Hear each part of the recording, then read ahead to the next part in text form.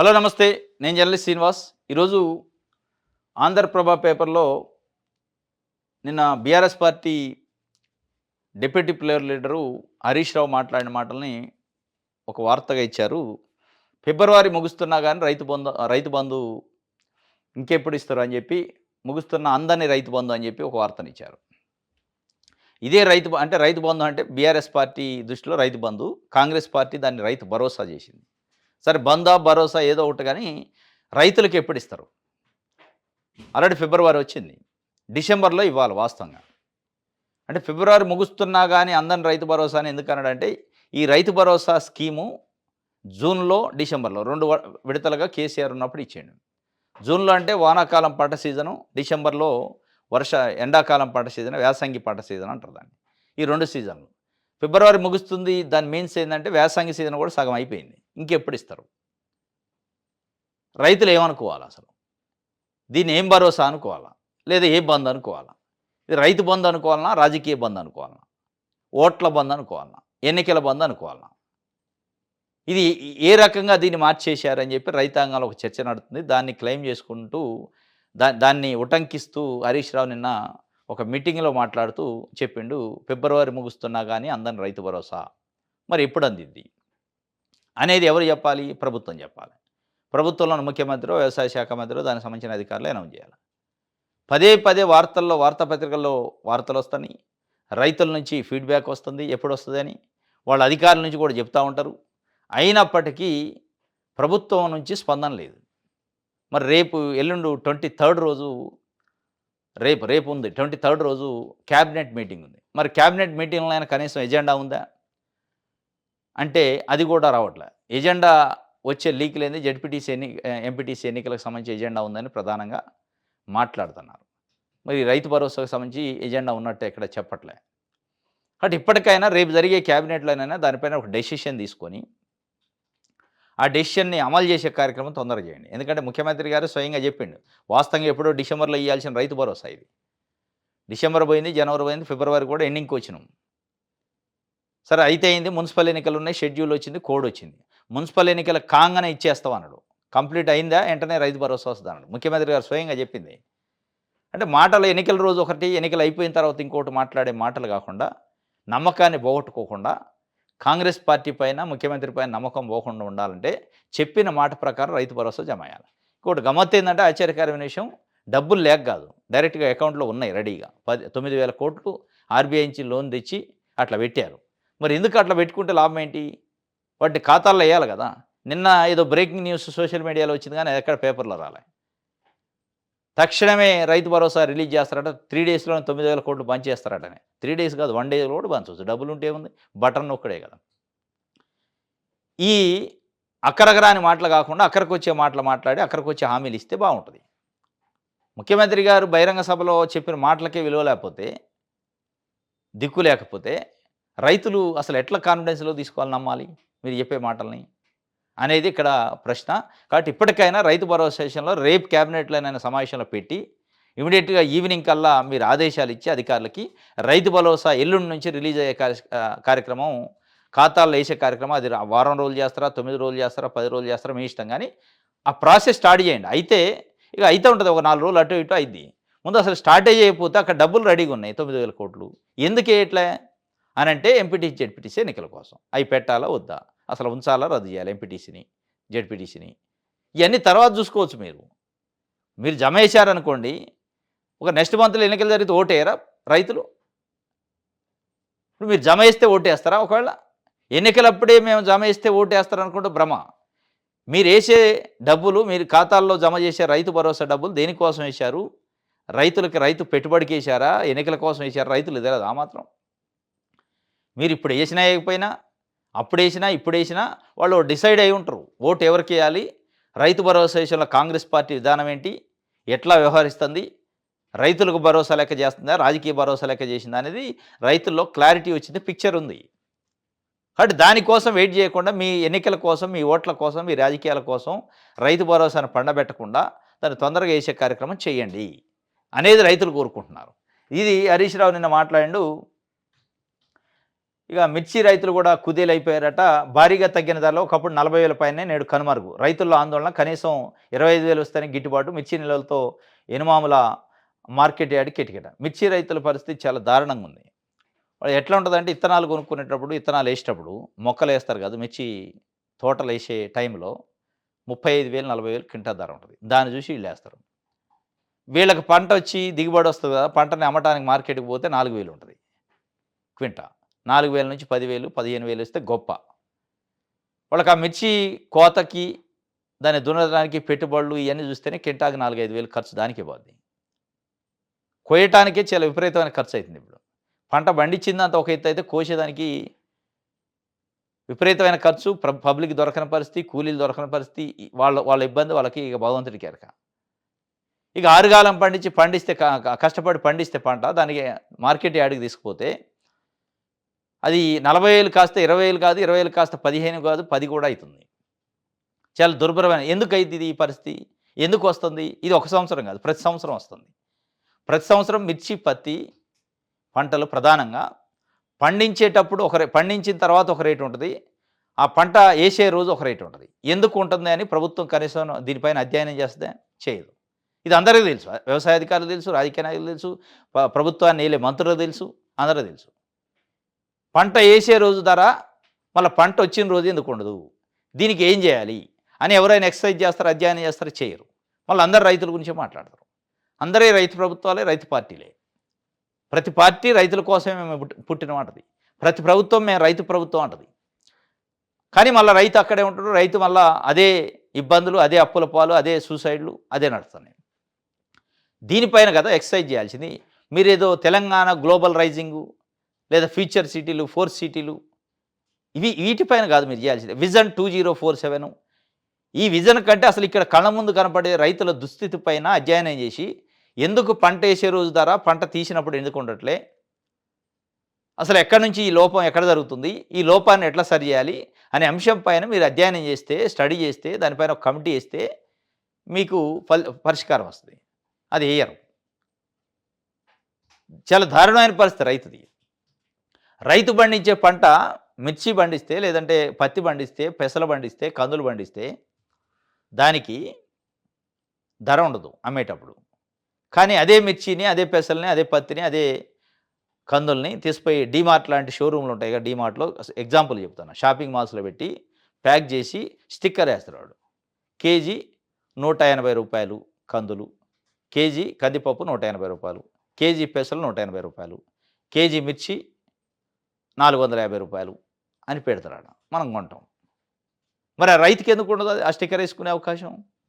రైతుకి లేని ధర అక్కడికిక్కడ డీమార్ట్‌లోకి పోయేటప్పటికి ఆ ధర ఎందుకు వచ్చింది అనేది అధ్యయనం చేయాలి. అధ్యయనం చేయరు వీళ్ళు. ఎందుకంటే డైరెక్ట్‌గా ఆ షాపింగ్ మాల్స్ వాళ్ళు కస్టమర్‌కి అమ్ముతా ఉంటారు. కస్టమర్‌కి అమ్మటానికి వాళ్ళు ఎక్కడి నుంచి తీసుకుంటారు అంటే రైతుల దగ్గర తీసుకుంటారు. రైతుల దగ్గర తీసుకునేది దళారులు. రైతుల దగ్గర తీసుకునేది వ్యాపారం చేసేవాళ్ళు. వ్యాపారస్తులు రైతుల దగ్గర కొనేటప్పుడు వ్యాపారస్తుడి కండిషన్కే లొగ్గాల రైతు. అదే కస్టమర్ వ్యాపారస్తుడి దగ్గర కొనుక్కోవాలంటే వ్యాపారస్తుడు పెట్టిన కండిషన్కి కొనుక్కోవాలి. ఈ లింకును ఎందుకు ఛేదించలేకపోతుంది ప్రభుత్వాలు? అంటే ఛేదించరు. ఛేదిస్తే మరి కంపెనీలు ఎట్లా బతకాలి? పెద్ద పెద్ద షాపింగ్ మాల్స్ ఎట్లా బతకాలి? వాళ్ళ కోసం పనిచేస్తారు వీళ్ళు, రైతుల కోసం పనిచేయట్లే.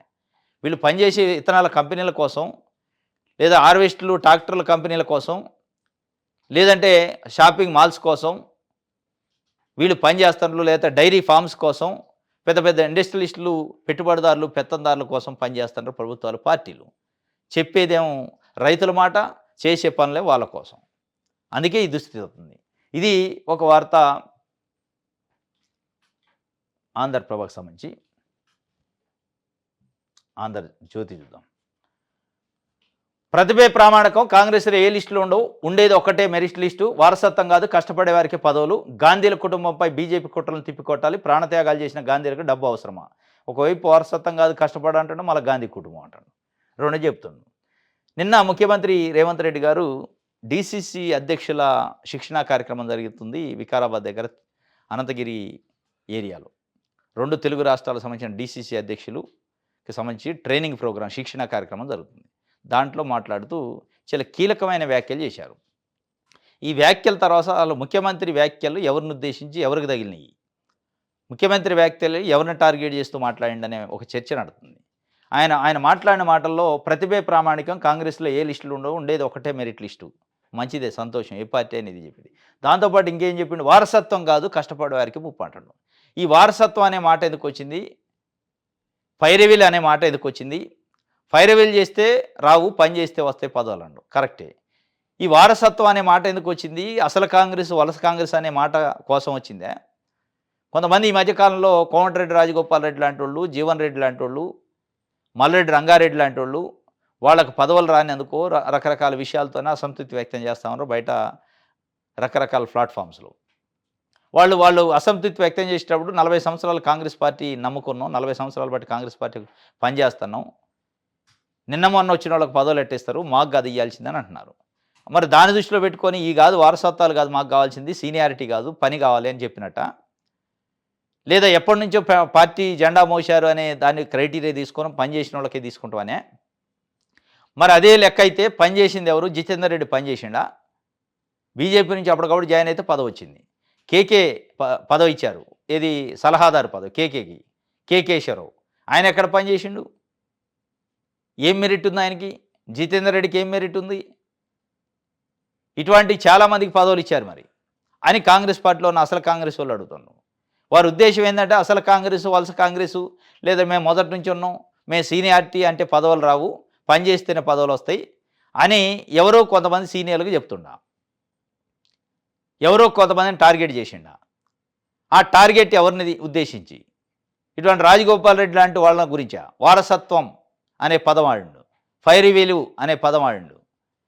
ఈ ఈ పదం, ఈ స్టేట్మెంట్ వెనుకున్న లక్ష్యం ఏంటి, ఎవరిని లక్ష్యంగా చేసుకొని మాట్లాడండి అనేది ఒక పెద్ద చర్చ నడుస్తుంది.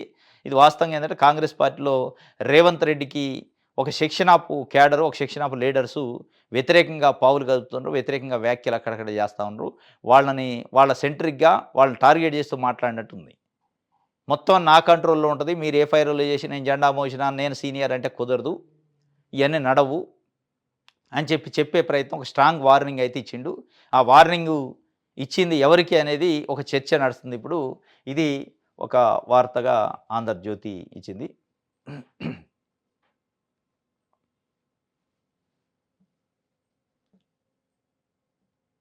రైట్, ఈనాడు చూద్దాం. పనితీరుతోనే పదవులు, పార్టీలో సీట్ల కోసం ఏ కోటాలు ఉండవు. ఆ కోటాలు అదే, ఏ కోట అంటే అదే, నేను సీనియర్ కోట, నేను 40 సంవత్సరాలు రాజకీయం చేసిన, 40 సంవత్సరాల కాంగ్రెసే, పాత కాంగ్రెసు, వలస కాంగ్రెసు, అసలు కాంగ్రెస్, ఈ కోటాలు ఉండవు, మొత్తం నేను చెప్పిన వాళ్ళకి వస్తాయని చెప్పినట్టు ఒక టార్గెట్ చెప్పినట్టుంది. మరి అది ఇండైరెక్ట్గా చెప్పినట్టుంది, డైరెక్ట్గా ఏమో పనితీరు అనలే కానీ అనేది ఒక చర్చ అయితే నడుస్తుంది. రైట్, సాక్షి చూద్దాం.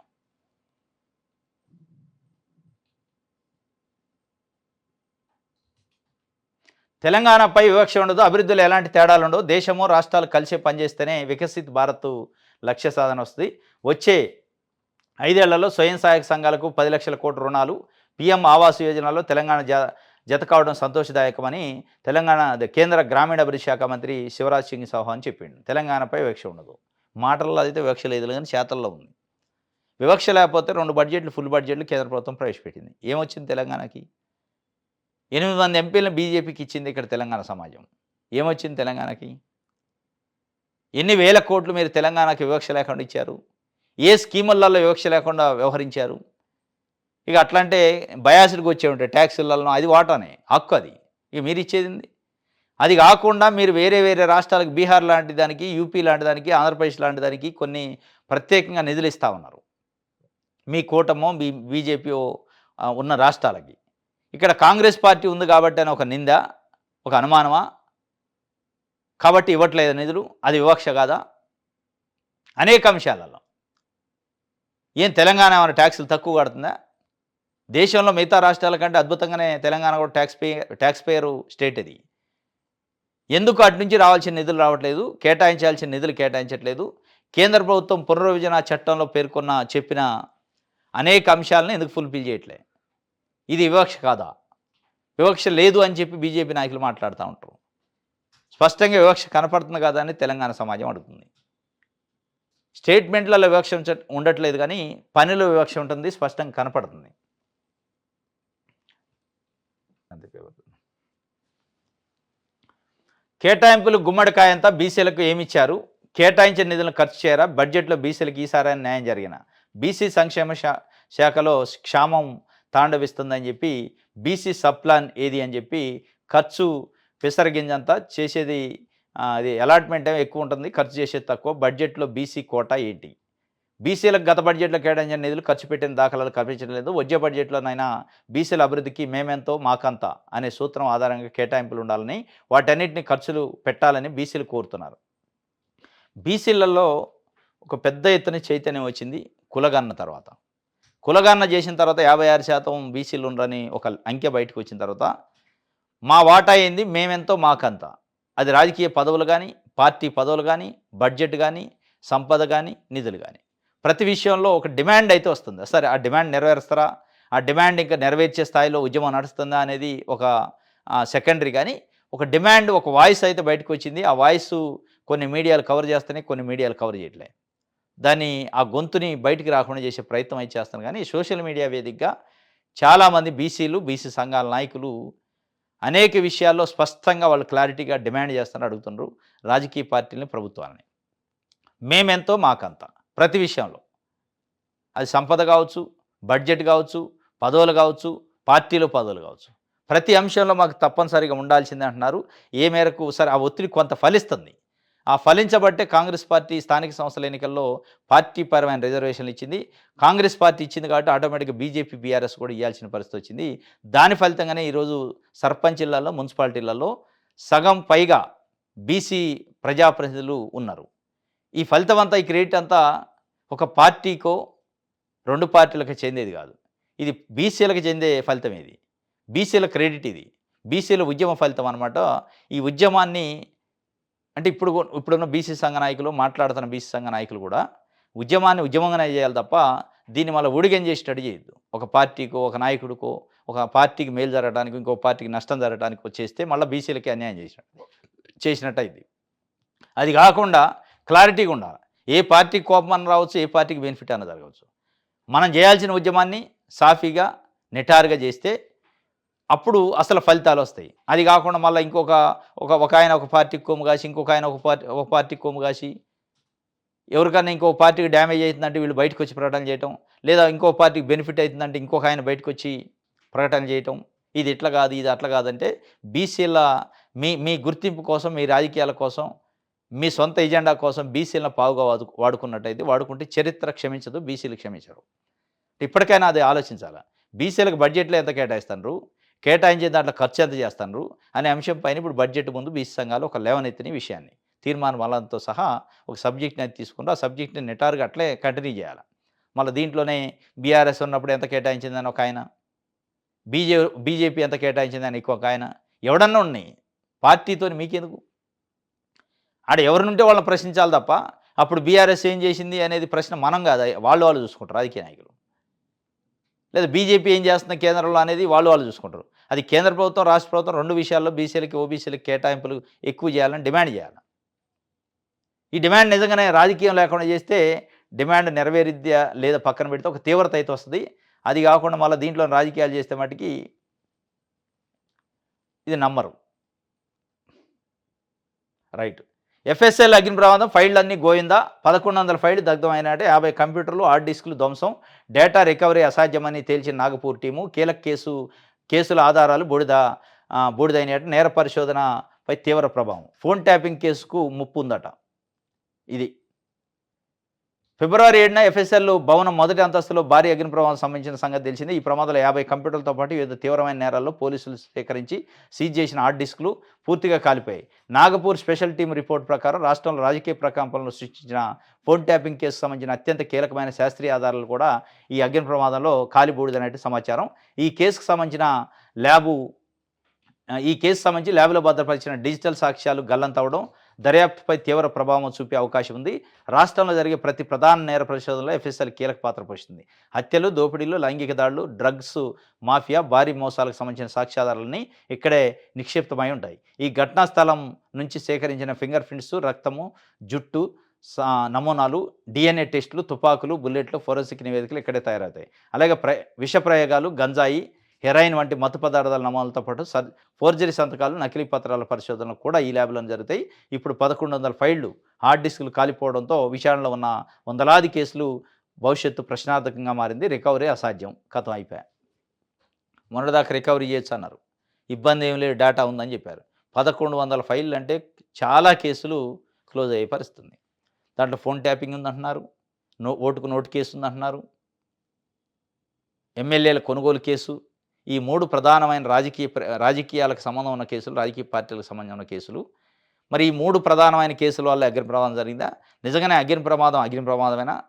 కృత్రిమంగా చేసిన ప్రమాదమా? అనే అనుమానాలు పెద్ద ఎత్తున ఉన్నాయి. పోలీసుల వైపు నుంచి ఇంతవరకు సమాధానం లేదు.